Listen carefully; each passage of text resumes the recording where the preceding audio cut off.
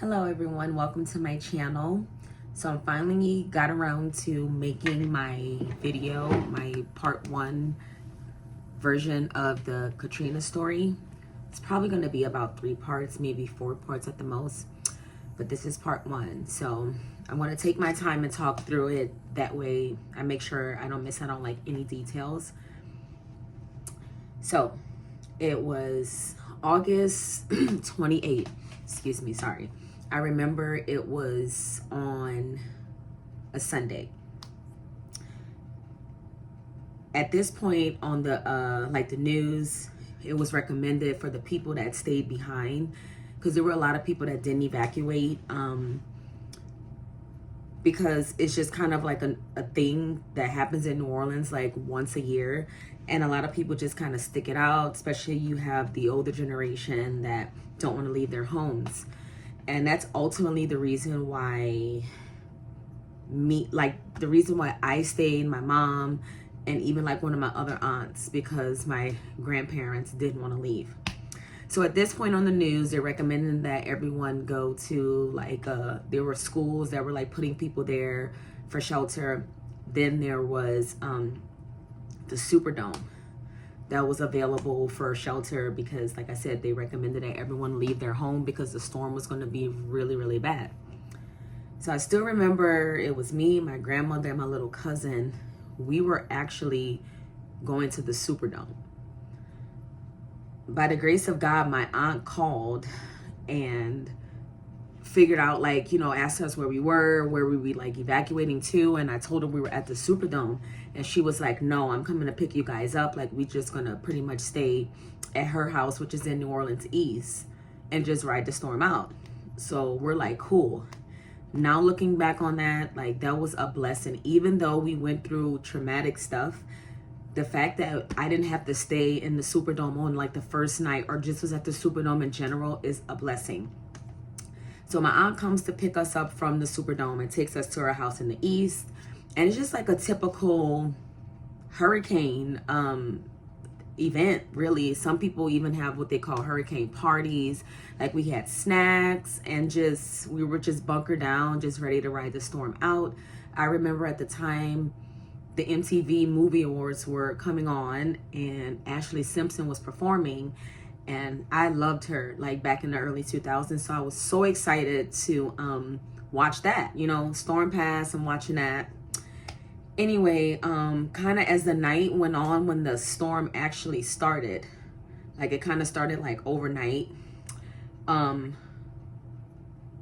It was like winds, you know, like winds blowing, and then it progressively got worse. And then the rain was coming down. Then I started hearing like people's roofs fly off, and you just heard like all this stuff flying, like alarms going off on cars.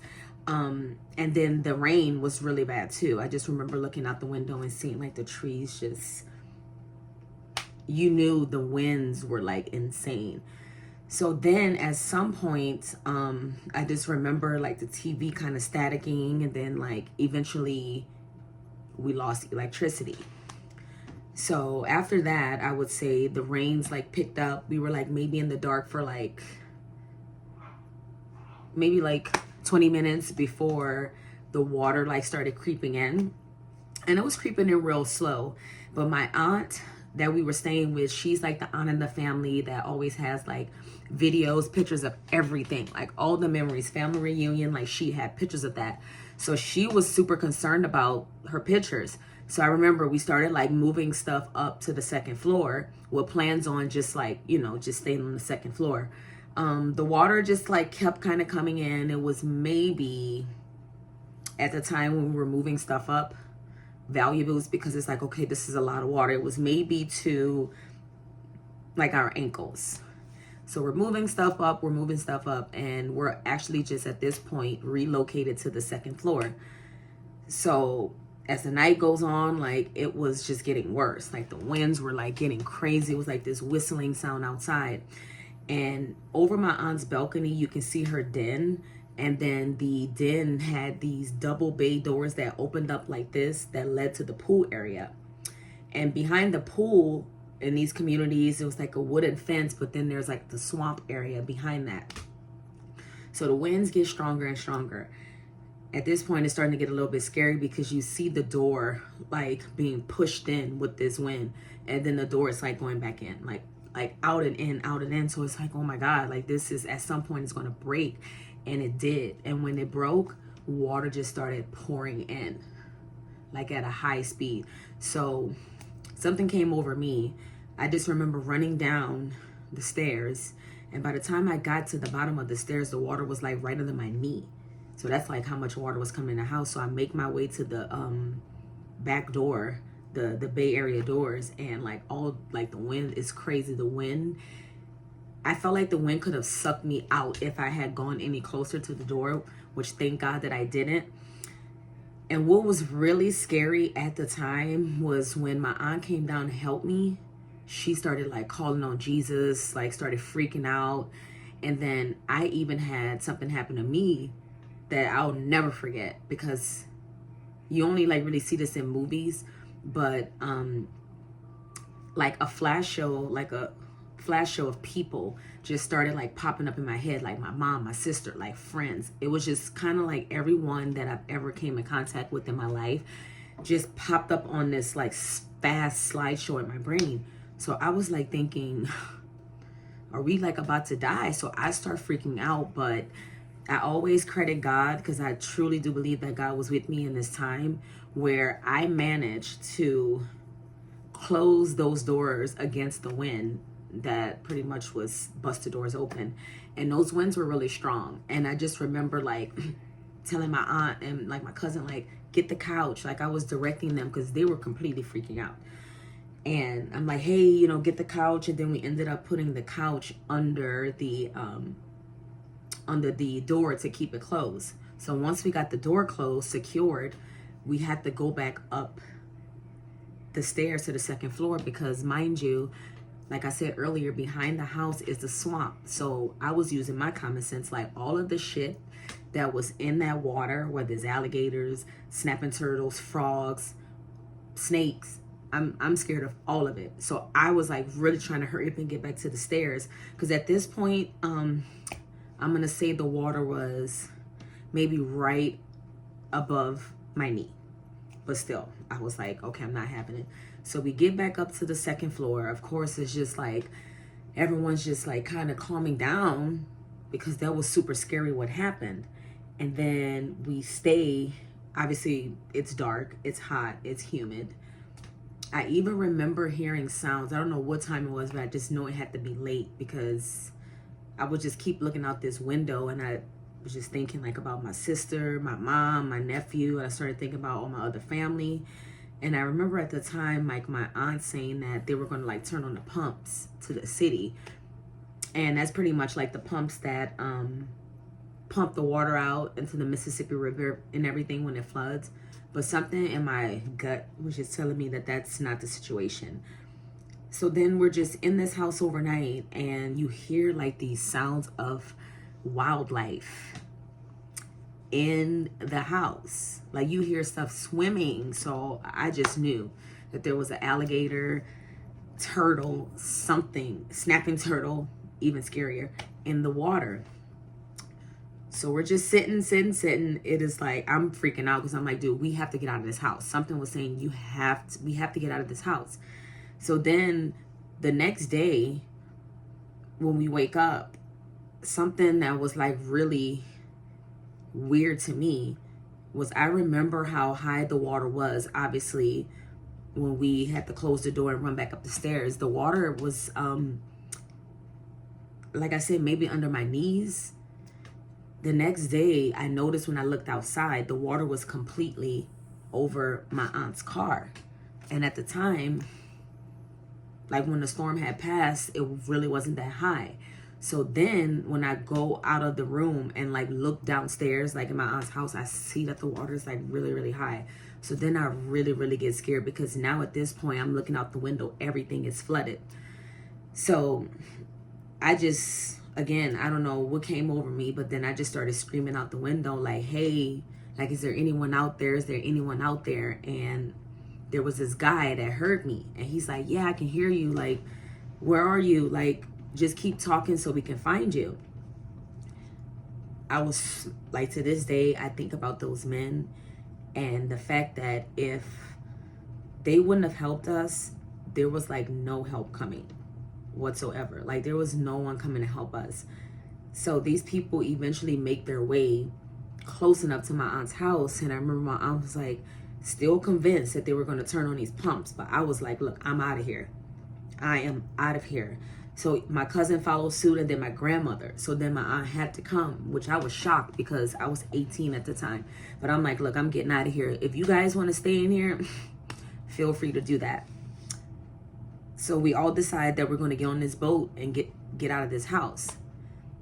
Now, this is the part that was like super, super challenging. And I just remember being so terrified, like so scary.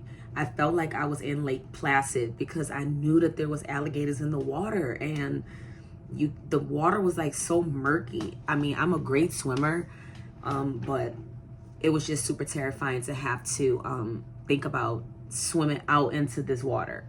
So, okay, so the boat gets as close as they can get to the house. And I still remember the guy being like, I can't bring the boat any further because the way that my aunt's lawn went up like this, and then there was a house. So he couldn't pretty much come to the door, which was like, damn. So either we're going to have to swim in this water, get to the boat, or we're like going to be stuck here. So long story short on that, there was a lot of like hesitation and a lot of back and forth. Thank God, eventually, everyone was able to get from the front door, which was also a pain in the ass because I believe, like I'm thinking back on it, I believe that we broke the window to get out because it was too hard to pretty much open the door with all the water. It was just like, and then it's all girls, so no one was able to do that, but we did manage to get out to the boat, and one by one, which was crazy because everybody was scared. Everybody was scared. It's like, I don't want anything to get me in this water. So we get on the boat, and I think at this point it's like really sinking in for me, like this, like we are in trouble. I just felt it in my spirit, we're in trouble. Then when we're getting on this boat, like this guy, like the boat is like driving to, I don't know what this cross street is, but the water, there was no water there, or there was water once we got to Shepherd Highway. But as we're like driving, I look back at the house, and the side that we were on, it was this close from just collapsing. So that was like, I'm just so happy I made that decision for us to leave. But then one of the scariest things I think that I witnessed was that I saw a dead body floating in the water. And that was awful. Like, that was super scary. So I'm like low-key at this point panicking. So finally this boat gets to Shepherd Highway. And like he dropped us off. Then we walked a little ways to Shepherd Highway, maybe like a block or two. And we get to this highway. And I'm not even kidding when I say it. I felt like I was in the movie The Purge. I didn't know what The Purge was then, but now that's exactly what it was giving. It was all these people like in straight up distress. There's helicopters over us, and everyone's like, help us, help us. And I think that's when it really hit me, boom, like straight up. I was already kind of like, I don't think we're okay, but maybe once we get out of here, we'll be fine. Once I saw that, I just knew that we were screwed. And I started freaking out because I was thinking about my sister, my nephew, my niece, my mom, like all my other people that stayed behind.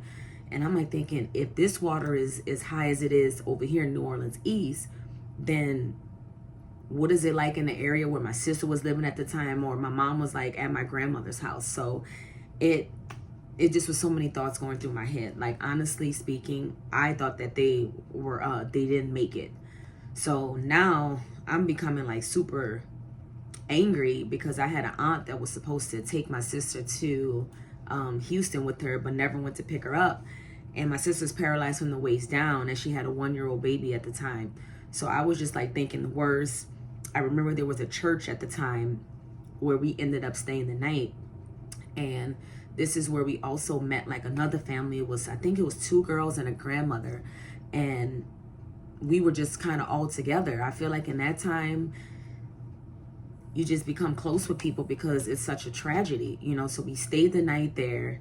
I don't even think I slept because I just really couldn't believe the situation that we're in. I was really like in a state of shock. So the next day, we're just like kind of still on this highway, but then there was like a Walmart down the street because we hadn't eaten or drank anything. I think this was like maybe at day 3. Maybe it was day 2. I don't want to get my days mixed up, but we had gone without eating and drinking. So my natural instinct was just to walk. Like, I felt like, why stay in one area? Like, we got to do something. So we walked down, and then there's this Walmart, and there's like people coming in and out. It was like actually really scary. People pushing. There were even people fighting, but I needed to go into one of these stores to get something. I just think I still remember getting, it was some type of drink, and snacks. But when you got inside of the Walmart, it was a little water, but then people were just like acting like animals. So it was really scary. It was me and my cousin at the time. She's 10 years old. So an 18-year-old and a 10-year-old. And it's like all these people just in there fighting. So we make it back to the church where my aunt is. And I'm just like thinking, like, what are we going to do? Like, we can't just really just like sit here. At some point, again, I don't know what time it was, but it was in the daytime, when this guy that I think he hot-wired like a 18-wheeler, and he was putting all these people on the back of it and driving them down Chef Mentor Highway where I-10 meets, and which was like still on the highway, but it was just like we were progressively moving closer to what we thought was going to be some help if we got to the convention center. We would later find out that that was like not the case, but this man was doing what he could, and we were doing what we could, because it's like, it doesn't make sense just to stay. Like, we need to move. So we go there and we stay there for maybe like about another 2 or 3 hours while the guy go back and just grab as many people. Then he loads everyone up to go to the convention center. So anyone that kind of knows New Orleans know from like Chef Mentor Highway and I-10, going to the convention center is kind of a little ways to be in the back of an 18-wheeler with like no seats, like nothing. So people were like, and then there was old people. My grandma and that girl's grandma was old people, but this guy was just doing what he could. Like, I just remember him actually looking really young. So as we're like driving to the convention center, I just remember like looking on the highway and seeing everything on the water. And then we even passed the neighborhood that my sister lived in, and I was able to even spot her house from the highway, and it was covered. So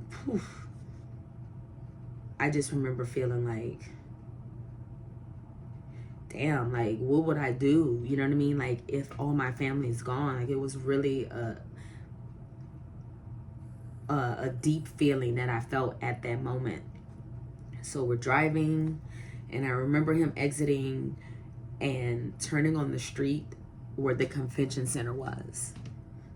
And that was a sight that I would never forget. But please stay tuned for part 2. If you have any comments or questions, write them below.